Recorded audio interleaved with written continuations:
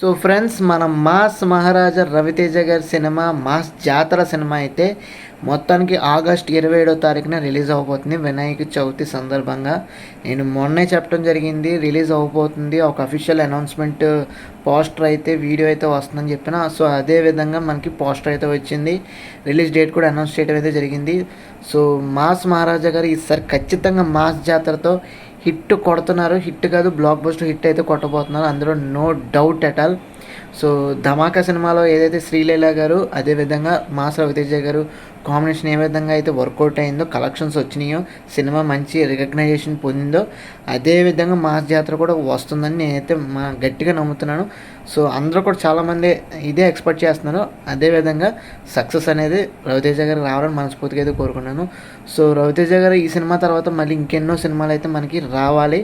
ఆయన పాస్ట్లో చూసుకుంటే, ప్రీవియస్ సినిమాలు చూసుకుంటే అంతగా బాగోపోయినా ఇప్పుడు వచ్చే సినిమాలు అయితే మటుకి డెఫినెట్గా ఆయన రాక్ సాలిడ్గా స్క్రిప్ట్ సెలెక్షన్స్ కానీ మంచి సినిమాలు అయితే తీయాలని మనస్ఫూర్తిగా అయితే కోరుకుంటున్నాను. సో ఇది ఫ్రెండ్స్, ఓవర్గా మూవీ అప్డేట్ అయితే మీకు నచ్చాడు తప్పకుండా మన ఛానల్కి సబ్స్క్రైబ్ చేసుకుంటారని మనస్ఫూర్తిగా కోరుకుంటున్నాను. Thanks for watching.